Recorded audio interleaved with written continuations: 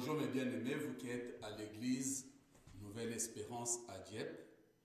Nous sommes le dimanche 7 février 2021 et je viens à vous par ce moyen-ci parce que nous ne pouvons pas nous retrouver à notre lieu habituel du culte, à l'église où nous nous retrouvons à Dieppe.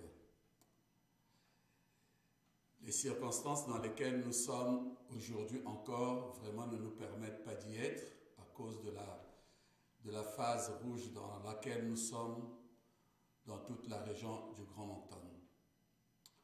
Recevez-moi donc chez vous de cette manière et recevez aussi la parole que je vous apporte de la part de Dieu, notre Père Céleste, car en effet, c'est au nom de Jésus-Christ que je viens vous visiter chez vous. J'espère que vous êtes en bonne santé et s'il y a lieu, vous êtes peut-être dans la joie, dans le bonheur, malgré toutes les conditions de vie aujourd'hui. Alors, réjouissez-vous dans le Seigneur, je le répète, réjouissez-vous, car toute chose concourt au bien de ceux qui aiment Dieu et qui sont appelés selon son dessein.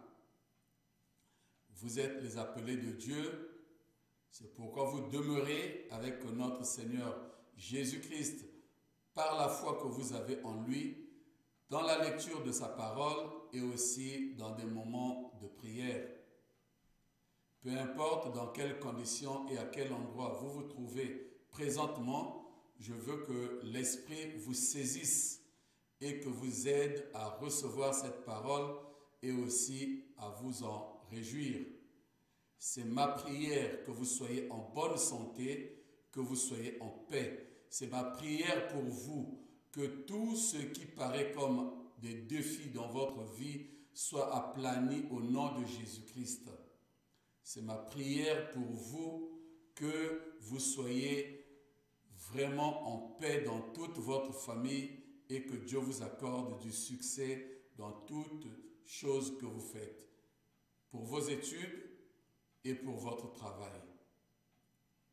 Seigneur, je te prie encore parce que nous allons écouter cette parole et je prie que ton esprit puisse nous éclairer et nous diriger. Je me laisse aller selon ta volonté et je veux que je sois un outil utile et agréable que tu vas utiliser pour ta gloire. Je bénis ton nom en ce moment-ci et je prie, Seigneur Dieu, que ta volonté s'accomplisse dans ma vie et dans celle de mes frères et mes sœurs. Je te dis merci une fois de plus, que ton nom soit glorifié. Mes frères et sœurs, on va lire un texte biblique dans l'Ancien Testament.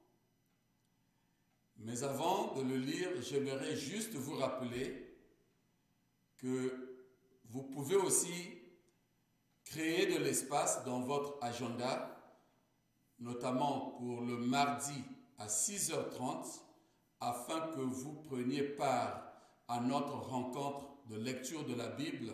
Nous sommes en train de lire le livre d'Apocalypse et nous sommes au chapitre 4. Vous pouvez aussi créer de l'espace le mercredi à 6h30 encore le soir pour le temps de prière ensemble.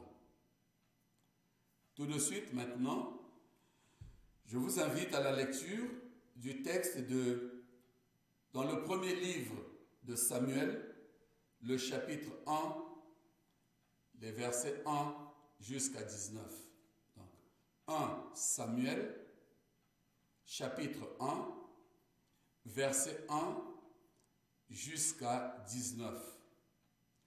Je vais le lire lentement en expliquant certains points et par la suite, nous verrons qu'est-ce que Dieu veut que nous retenions de ce texte aujourd'hui. Lisons donc au nom du Seigneur. Il y avait un homme de Ramathaï Tsophim, c'est la localité qu'on appelle couramment Rama, de la montagne d'Éphraïm, nommé Elkana. Donc cet homme s'appelait Elkana. Il était le fils de Jéroham, qui était le fils d'Élibou. Lui-même était le fils de Tohu. Tohu était le fils de Tsouf, qui était de Bethléem, où il était éphratien, comme citoyen ou habitant de Bethléem. Cet homme, Elkana, avait 2 femmes. Dans la tradition en Israël, c'était que un homme devait nécessairement avoir des enfants, et parmi ces enfants, il devait y avoir au moins un fils qui devait poursuivre cette postérité. Il s'est avéré que la première femme de cet homme n'était pas du tout féconde. C'est ainsi que cet homme a eu à prendre une 2e femme. Donc le nom de la première femme était Anne. Et le nom de la 2e femme était Pénina. Pénina avait eu des enfants, mais Anne n'en avait pas du tout eu. Chaque année, comme c'était de coutume que en une année, les Israélites manquaient pour des grandes fêtes, et généralement 3 fêtes essentiellement, et ils devaient chaque année s'en aller à ces fêtes. Et donc, chaque année, Elkana montait, il quittait sa ville et il allait à Silo. Silo, c'est l'endroit où il y avait le sanctuaire, où l'arche de l'Alliance avait été déposée pendant cette période de l'histoire. Comme l'arche de l'Alliance était à Silo, il fallait qu'ils aillent tout le temps à Silo. Et tous les ans donc, Elkana allait à Silo pour se prosterner devant l'Éternel et pour offrir des sacrifices à l'Éternel. Il y allait donc avec ses 2 femmes et avec tous ses enfants, c'est-à-dire les enfants nés de sa 2e femme. Là se trouvaient 2 fils de Élie. Il y avait Élie avec ses 2 fils. Le premier fils, c'était Ophni. Le 2e fils, c'était Phinéas. Les 2 étaient sacrificateurs de l'Éternel. Ils s'occupaient des sacrifices. Le jour où Elkana offrait son sacrifice, parce que c'est par jour qu'ils allaient pour offrir le sacrifice, alors Elkana donnait des parts. Il donnait une part à sa femme, il donnait aussi une part à chacun de ses enfants, c'est-à-dire à chacun des enfants de sa 2e femme. Pourquoi ces parts? Parce que c'était des occasions où il pouvait aussi organiser des repas. Et donc, Elkana donnait ses parts pour que sa femme et ses enfants puissent organiser aussi des repas à cette occasion. Mais en ce qui concerne Anne, Elkana donnait une portion double. Dans d'autres versions, on dit une portion d'honneur. Ici, on dit par exemple, c'est une portion double. Mais je ne sais exactement pas ce que veut dire ce double ou cet honneur, mais c'est néanmoins quelque chose de tout à fait particulier dans son symbole, de façon que cela suscitait la jalousie de Pénina. Pénina, la 2e femme d'Elkana. Elkana donnait cette portion double à Anne parce qu'en vérité, c'est cette femme qu'il aimait le plus. C'était la femme, sa première femme, celle avec laquelle il s'était marié en premier. Mais voyez-vous, vous comprenez que il a dû se marier dans un deuxième mariage du fait que Anne ne portait pas d'enfant. Donc son amour était beaucoup plus pour Anne que pour Pénina. Et c'est ainsi qu'il donnait une portion double ou bien une portion d'honneur à Anne mieux que à Pénina. Au verset 5, il est dit, il donnait à Anne une part double car il aimait Anne. Cette Anne que l'Éternel avait rendue stérile. On peut à ce point-ci comprendre d'abord une chose, que c'est l'Éternel qui rend stérile ou qui rend féconde. Mais pourtant, l'Éternel, ce qu'il veut depuis le commencement, c'est que l'homme puisse se multiplier sur la terre et remplir la terre. On peut se poser la question de savoir pourquoi donc l'Éternel voulut-il rendre Anne stérile. Nous ne sommes pas dans la pensée de l'Éternel, mais nous savons néanmoins une chose, tout ce que l'Éternel fait est bon. Il y a des choses quelquefois difficiles à comprendre du point de vue humain, mais qui sont essentielles pour glorifier le nom de l'Éternel. Et dans l'histoire de Anne, nous entendons ici que c'est l'Éternel qui l'avait rendue stérile. Probablement, la suite de l'histoire de Anne voudra démontrer ici encore un sujet pour glorifier Dieu. La rivale, c'est-à-dire Pénina, ne cessait pas de causer du chagrin à Anne. Elle était jalouse de Anne, mais elle la critiquait, elle se moquait d'elle parce que Anne n'avait pas eu d'enfant. Et cela chagrinait beaucoup Anne. L'objectif de cette femme, cette deuxième femme, est sous-entendu. Mais ça nous prouve en plus que Elkana avait véritablement aimé Anne d'abord, parce que ici dans le texte, nous lisons au verset 6 que cette rivale chagrinait Anne pour que Anne se révolte. Que Anne se révolte contre l'Éternel. Que Anne se révolte contre son mari peut-être. Que Anne se révolte contre Pénina peut-être. En tout cas, l'objectif de l'action de Pénina était que Anne puisse se révolter. Toutes les années, c'est plus ou moins les mêmes choses qui se répétaient. Au verset 7, nous lisons, toutes les années, il en était ainsi. Chaque fois que Anne montait à la maison de l'Éternel, Pénina lui causait du chagrin de la même manière. Tout le temps, c'était ainsi.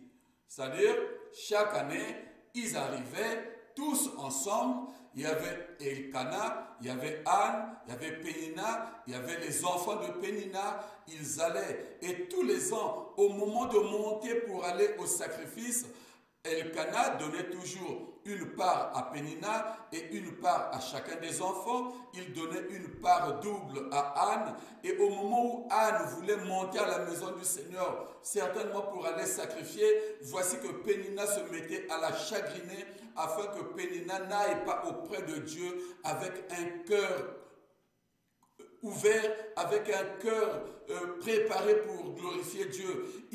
Elle voulait que Anne se rende à la maison du Seigneur avec un cœur chargé, contrit et chargé de révolte. Mais Anne avait une attitude que nous allons voir bientôt.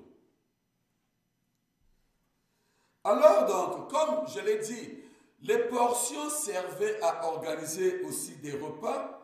Et voici que, alors que Anne était chagrinée et qu'elle ne mangeait pas, qu'elle ne pleurait, qu'elle ne faisait que pleurer, voici que Elkana est venu auprès de lui. Au verset 8, nous disons, Elkana, son mari, lui dit, Anne, Pourquoi pleures-tu et ne manges-tu pas? Voyez l'élan d'amour de Elkana envers sa femme. Pourquoi ne manges-tu pas, Anne? Pourquoi pleures-tu, Anne? Mais Elkana savait malgré tout pourquoi Anne pleurait. Il savait pourquoi Anne ne mangeait pas. Parce que c'est quelque chose qui se répétait tous les ans ainsi. Et Elkana arrive pour lui dire, est-ce que je ne vaux pas pour toi mieux que 10 fils? On peut s'arrêter un moment.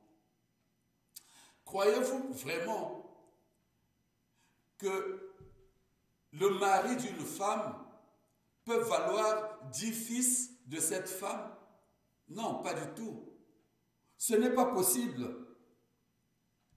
Jamais, quelle que soit l'ampleur de l'amour que son mari avait pour Anne, ce mari ne pouvait absolument pas remplacer ou combler le besoin d'avoir 10 fils. Mais ici, mes frères et sœurs, il faut qu'on s'arrête un moment. Le problème qui se pose ici, c'est que Anne n'a pas d'enfant. Dans la société d'Israël, en ce temps-là, lorsqu'on n'a pas enfant, c'est comme l'expression de la malédiction. Et Anne souffrait à cause de cela. Anne souffrait de ce que l'on pense qu'elle était maudite pour ne pas avoir eu d'enfant. Et bien plus que ça, il fallut qu'elle ait non pas seulement des enfants, mais plutôt au moins un fils. Mais Anne n'avait même pas un fils. Vous vous rappelez l'histoire d'Abraham, par exemple, qui recherchait un fils parce qu'il fallait qu'il reçoive un fils qui devait poursuivre la postérité et toutes les promesses que Dieu avait données. Elkana vient dire à Anne, est-ce que je ne vaux pas pour toi mieux que 10 fils? Tout de suite, je dirais non. Non, Elkana, tu ne peux pas valoir plus que 10 fils. Au verset 9, Anne se leva, après que l'on eut mangé et bu à Silo. Le sacrificateur Élie était assis sur un siège, près du montant de la porte du temple de l'Éternel. C'est-à-dire, à ce moment-là, c'est comme si les gens ont fini de sacrifier, les gens ont fini de manger. Et maintenant, tout le monde se repose. Élie est assis. Élie est assis, où ça? À l'entrée même de la maison. Le temple de l'Éternel. Il est là, assis. Et qu'est-ce qui se passe à ce moment-là? Il observe cette femme. Il y a une femme devant lui qui est en train de bouger des lèvres. Et nous lisons au verset 10, l'amertume dans l'âme. Anne pria l'Éternel et pleura beaucoup. Seigneur, combien de temps encore attendrai-je? N'est-ce pas toi qui avais dit que je devrais mettre au monde pour multiplier, pour remplir la terre? Pourquoi m'as-tu rendu stérile? Anne priait. N'est-ce pas moi qui suis la première dans le ménage, dans la famille de Elkana? Pourquoi m'as-tu rendu stérile? N'est-ce pas que Pénina est arrivée en second plan? Mais voici le nombre d'enfants qu'elle a déjà. Pourquoi m'as-tu rendu stérile? On peut imaginer le nombre d'années que Anne a attendu. C'est le nombre d'années qui ont passé avant que Elkana ne prenne la décision de devoir trouver une autre femme. Après leur mariage, après le mariage de Elkana et Anne, combien d'années ont passé pendant lesquelles Elkana a patienté? 1 an, 2 ans, 3 ans, 4 ans, 10 ans, on ne sait. Et puis Elkana est allé prendre une autre femme. Anne était là. Il a observé quel chagrin pour cette femme qui a dû se dire, oh, je n'aurais pas eu une rivale si j'étais féconde. Pourquoi le Seigneur m'a-t-il rendu stérile? Et puis Anne a vu le premier enfant de Pénina naître. Et puis le deuxième enfant. Et puis le troisième enfant. Si du moins on peut s'arrêter seulement à 3 enfants, parce que le texte nous dit, Pénina avait des fils et des filles. Il n'est pas précisé combien de fils, combien de filles. À ce point-ci, on ne sait pas combien de fils et combien de filles elle a eu. Mais nous savons au moins qu'il a eu au moins un fils, du moins au moins 2 filles. Qui sait, peut-être plus encore. Mais supposons qu'il y ait eu seulement 3 enfants. Donc Anne a attendu encore la naissance du premier enfant, le temps qu'il a fallu pour le sévrage, et puis la naissance du deuxième enfant, le temps qu'il a fallu pour le sevrage, la naissance du troisième enfant, le temps qu'il a fallu pour le sevrage. Elle se posait tous les ans la même question, Seigneur, pourquoi m'as-tu rendu stérile? Pourquoi ne devrais-je pas moi aussi mettre au monde? Pourquoi, Seigneur? Et ici, nous lisons au verset 10, elle a l'amertume dans l'âme. Elle prie. Savez-vous, quand on a l'amertume, tout ne semble plus avoir bon goût. Elle n'avait même plus le désir de manger. Elle n'avait même plus le désir de se réjouir. Pourtant, c'était une occasion où tout le monde célébrait parce qu'on a rendu grâce à Dieu, on a sacrifié. C'est maintenant l'occasion de faire la fête. Les enfants de Pénina, avec leur portion, ils ont dû faire la fête. Pénina, pour sa part, a dû faire sa fête. Peut-être Elkana faisait aussi sa fête, mais Anne ne pouvait pas faire la fête parce que tout était amer pour elle. Il n'y avait pas de goût. Qu'est-ce qu'elle aurait fait? Elle ne mangeait pas. Elle ne faisait que pleurer. Elle pleura beaucoup. Frères et sœurs, qu'est-ce qu'on peut faire lorsqu'on a beaucoup prié, lorsqu'on a supplié Dieu et qu'on ne peut plus rien faire? Au verset 11, nous lisons, elle fait un vœu. Anne fit un vœu et dit à l'Éternel, ô Éternel des armées, si ton regard s'arrête sur l'humiliation de ta servante, c'est-à-dire si tu observes attentivement mon humiliation, comment je suis humilié dans tout ce peuple, si tu peux regarder attentivement ma situation, ma condition de vie, comment les gens se moquent de moi, comment peut-être les enfants de Pénina se moquaient d'elle, comment Pénina elle-même se moquait d'elle, comment les voisins se moquaient d'elle, les habitants se moquaient d'elle à Bethléem ou alors à Silo lorsqu'ils venaient se réunir. Tout le monde est en fête, chacun dans sa fratrie. Et moi, je suis seul, je n'ai pas d'enfants autour de moi. Seigneur, si tu peux observer, si tu peux porter un regard attentif, si ton regard peut s'arrêter sur l'humiliation de ta servante, si tu te souviens de moi et si tu ne m'oublies pas, Éternel des armées, voici ce que je te dis.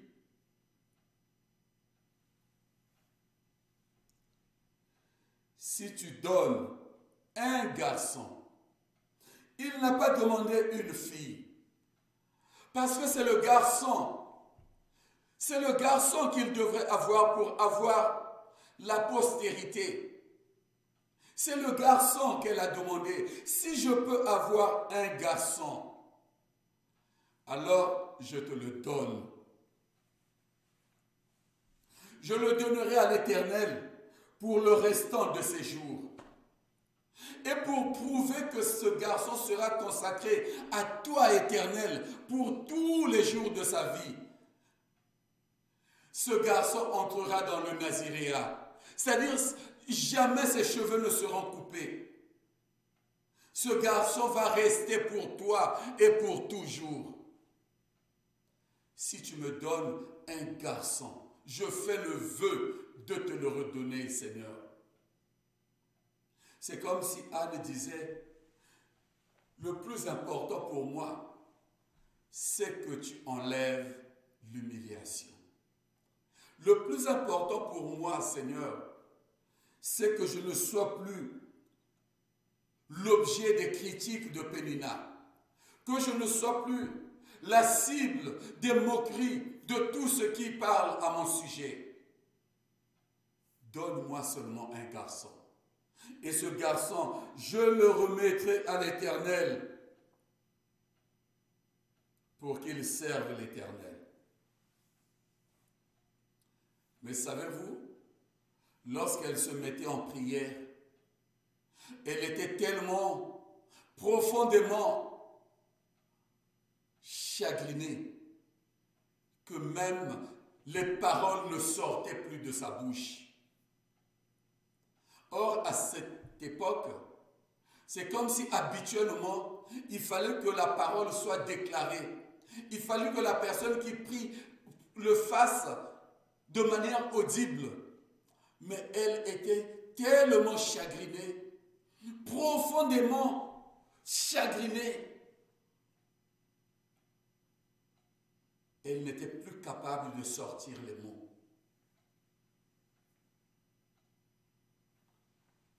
Élie observait cette femme et il voyait seulement des lèvres qui bougeaient.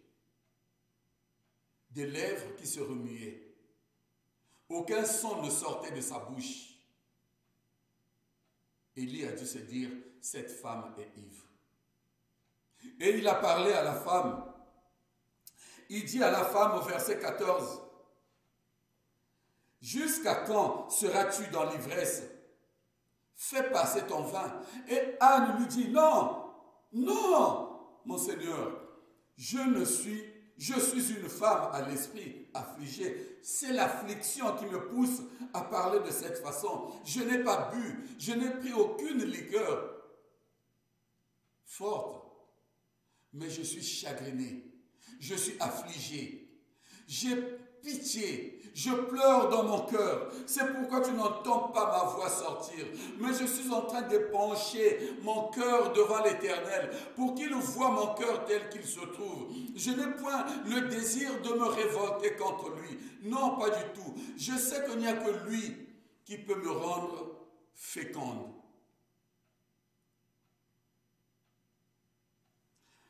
Ma rivale peut se moquer de moi, mais elle ne peut pas changer la situation. Mon mari peut m'aimer comme il veut, mais il ne peut pas changer la situation. Probablement, Anne aurait même pu dire, toi tu peux prier pour moi, mais ce n'est pas toi qui change la situation. Il n'y a que Dieu qui change la situation. Et c'est devant lui que je répands mon cœur. Car il n'y a que Dieu qui peut rendre stérile et qui peut rendre fécond.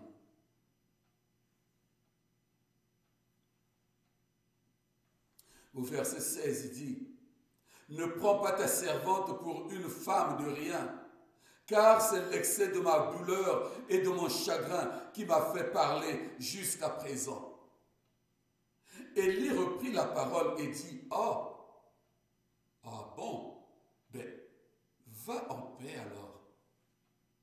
Et que Dieu, le Dieu d'Israël, te donne ce que tu lui as demandé. » Ça me fait penser à la parole de Jésus-Christ qui dit, « Va, ta foi t'a sauvé. » Une question de foi ici. S'il est vrai que tu as épanché ton cœur devant l'Éternel, alors que l'Éternel des armées, le Dieu d'Israël, puisse te donner ce que tu lui as demandé. Et Anne dit, que ta servante obtienne ta faveur. C'est-à-dire, Anne reçoit cette parole de bénédiction avec foi. Rappelez-vous, Anne est une femme qui se trouve dans une considération de malédiction. Anne, c'est une personne qui pense qu'elle est maudite. Anne, c'est une personne de qui tout le monde dit qu'elle est la victime d'une malédiction. C'est pourquoi elle ne le met pas au monde. Et pour une fois alors, ce serviteur de Dieu lui dit une parole de bénédiction. Anne reçoit cette parole avec foi et avec bonheur. C'est pourquoi nous lisons, cette femme poursuit maintenant sa route. Rappelez-vous, elle est en train d'aller vers la maison du Seigneur. Sa femme, et plutôt sa rivale, se moque d'elle, la chagrine pour qu'elle se révolte. Elle se met en prière, mais une prière profonde au cours de laquelle elle pleure même. Et il y a le serviteur de Dieu qui lui annonce une bénédiction. Elle reçoit cette bénédiction. Et voici, elle poursuit sa route. Et qu'est-ce qu'elle fait maintenant? Elle mange. Elle qui ne mangeait pas, elle mange maintenant. Parce que la bénédiction est entrée dans sa vie. La paix est entrée dans sa vie. Elle mange maintenant. Et plus encore, on dit, son visage ne fut plus le même. Rappelez-vous de Moïse, quand il est descendu de la montagne, après avoir rencontré le Seigneur, la Bible nous dit que le visage de Moïse avait changé. Le visage resplendissait, le visage n'était plus comme d'habitude. Et ici encore, parce que Anne a reçu cette bénédiction avec foi, du point de vue visuel, du point de vue concret, du point de vue humain, on nous dit, cette femme se met maintenant à manger. Et puis, son visage n'est plus le même. La joie du Seigneur est entrée. Alors, tous ensemble maintenant, ils se lèvent le bon matin, c'est-à-dire le lendemain de bon matin, toute la famille se lève, c'est-à-dire Elkana, Pénina, les enfants de Pénina, et puis Anne. Mais la femme Anne qui se lève ce matin-là n'est plus la même qui était arrivée hier. Parce que la femme qui était arrivée hier, c'était une femme supposée être maudite. Mais la femme qui se lève tôt le matin, le lendemain, c'est une femme bénie. Elle est bénie ce matin-là. Elle va se prosterner devant l'Éternel. Et avec le reste de la famille, les voici qui repartent finalement à Rama. Mais ce qui se passe par la suite est merveilleux. Au verset 20, on dit qu'au cours de l'année, Anne devint enceinte et elle accoucha d'un fils. Beaucoup d'années après son mariage, elle accouche d'un fils.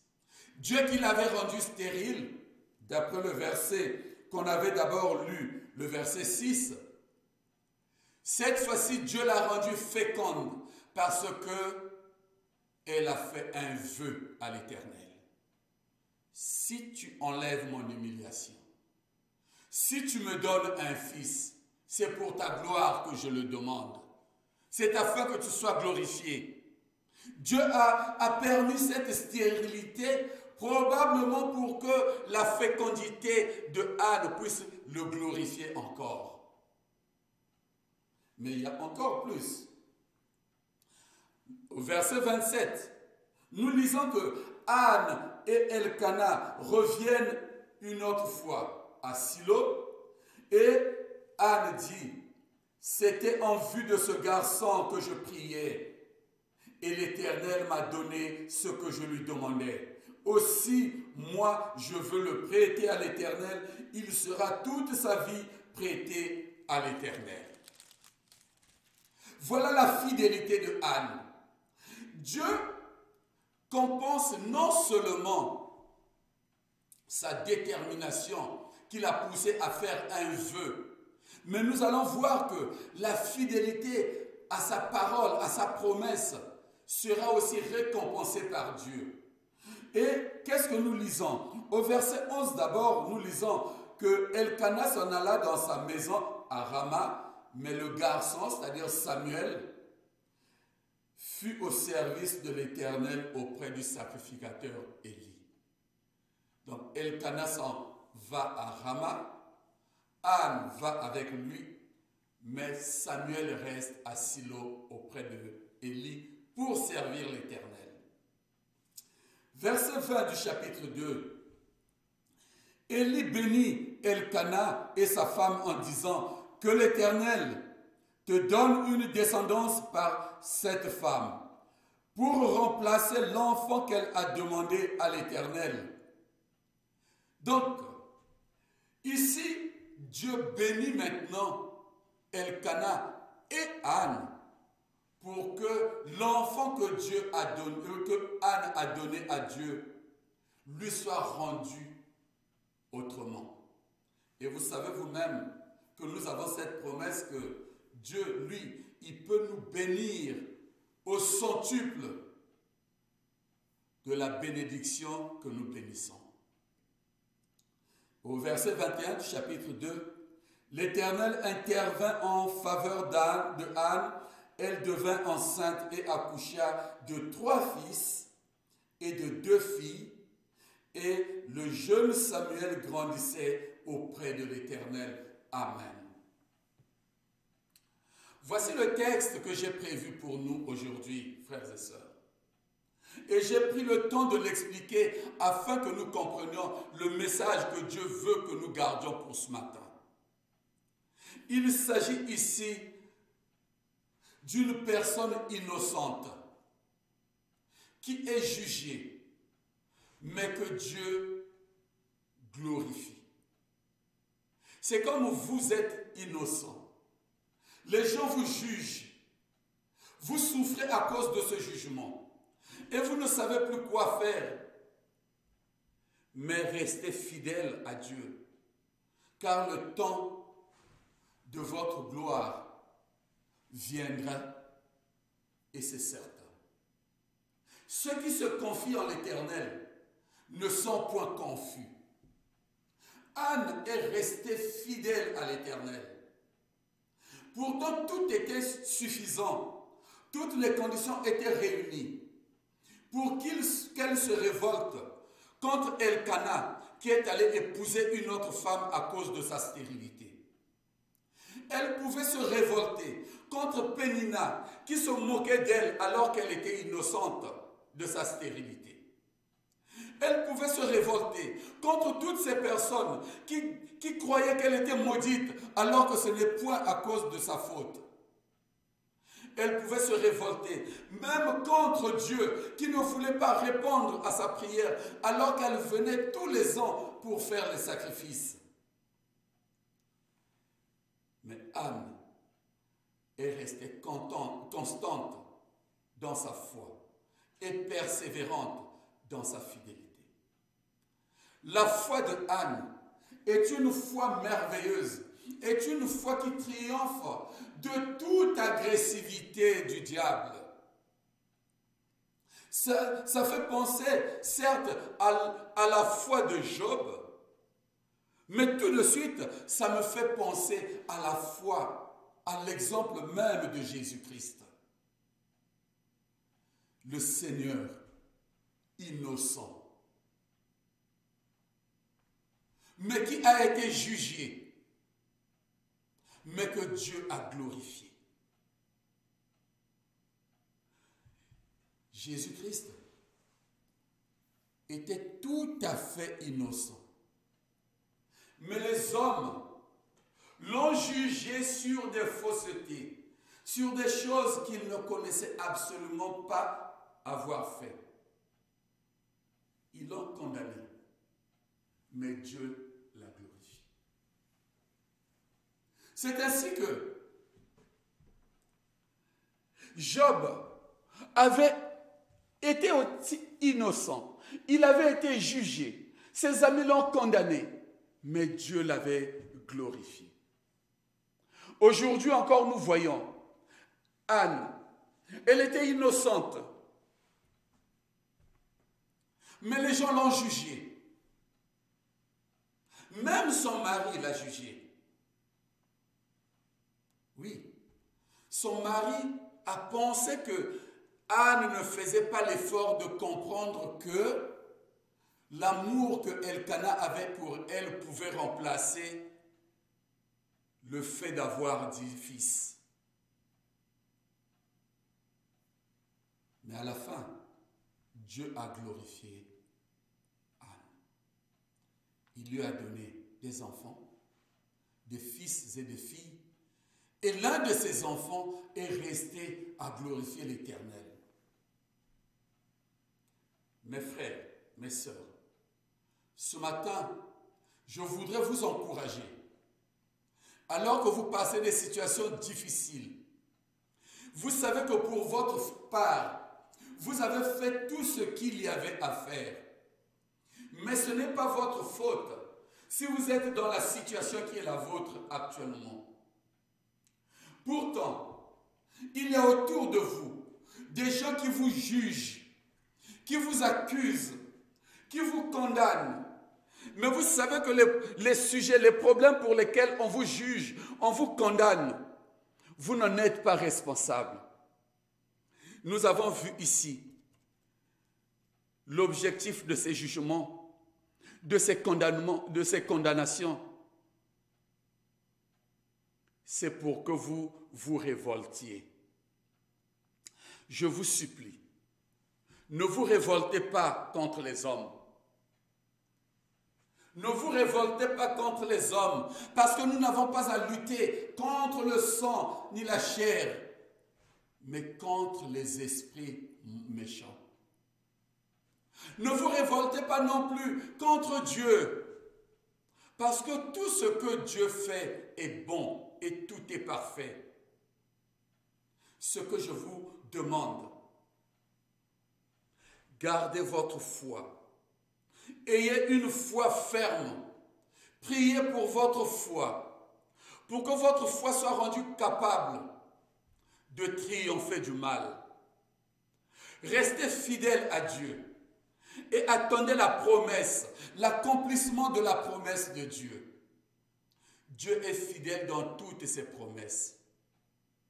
Si vous faites une chose selon la volonté de Dieu, croyez que Dieu accomplira sa promesse, car tout ce que Dieu a promis, il l'accomplit. Il n'est pas un homme pour mentir. Il n'est pas faible pour échouer. Il ne se répand pas de ses promesses. Il ne regrette pas le bien qu'il accorde à ses enfants. Il accomplira ce qu'il a promis. Si nous prenons exemple sur Anne, les hommes peuvent nous aimer d'un grand amour, mais gardons notre espoir sur l'Éternel.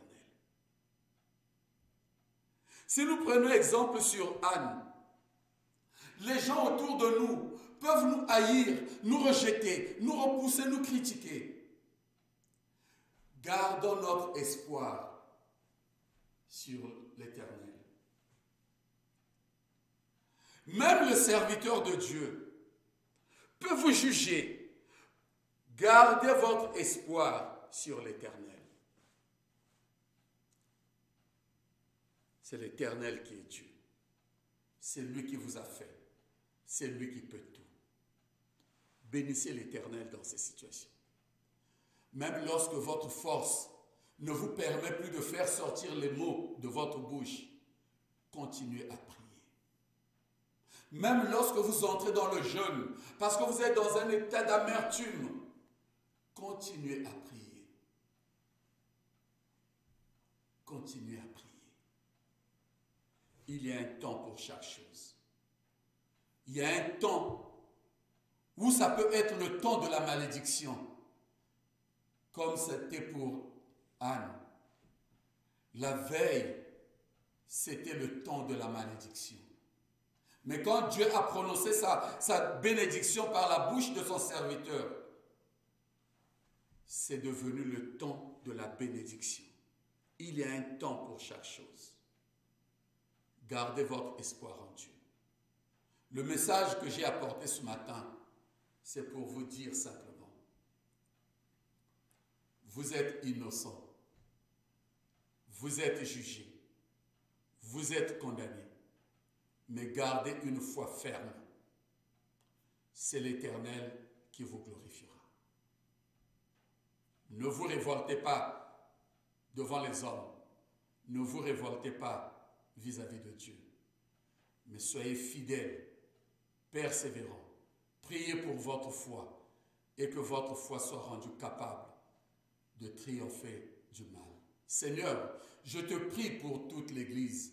Je te prie, Seigneur Dieu, pour chaque membre de l'Église. Je prie pour que tu encourages chaque personne à rester fidèle à son engagement pour toi et à garder la foi qu'il a pour le nom de Jésus-Christ. Je prie, Seigneur Dieu, que la foi de chacun de nous soit rendue capable de résister et de triompher contre toutes sortes de mal, car ce mal vient pour nous pousser à la révolte.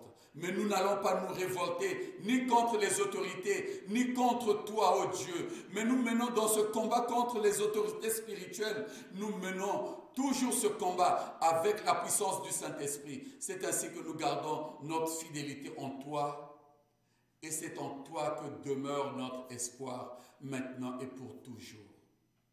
Nous savons que ceux qui se confient en l'Éternel ne sont pas confus. Nous savons aussi que ceux qui s'humilient devant l'Éternel, l'Éternel les élève. Nous attendons, oh Dieu, notre temps, le temps de notre élévation. Que ton nom soit glorifié. Au nom de Jésus. Amen. Merci mes frères, merci d'avoir été ici. J'ai peut-être été un peu long, mais j'avais vraiment tenu à ce que nous comprenions mieux ce texte. Il y a encore plus de choses qu'on pouvait expliquer, mais le temps faisant défaut, nous avons pu expliquer le peu que nous avons pu et nous avons dit le message que nous avions à dire, que l'Esprit continue à faire son œuvre en chacun de nous après avoir eu ce que Dieu a permis qu'on entende aujourd'hui. Soyez bénis, priez pour vos frères, priez pour vos sœurs, priez pour vos parents, priez pour vos familles, priez même pour toute la société, priez pour le pays et les autres pays aussi. Pourquoi pas? Prions donc et continuons à prier, ne désespérons pas, croyons toujours que si Dieu est capable de faire une chose, il fera la chose. Et nous savons tous que Dieu est capable de tout parce qu'il est omnipotent, lui qui sait tout. Il est omniscient, lui qui est partout, il est omniprésent et il a le contrôle sur toutes les situations. Soyez bénis au nom de notre Seigneur Jésus-Christ. Je vous remercie.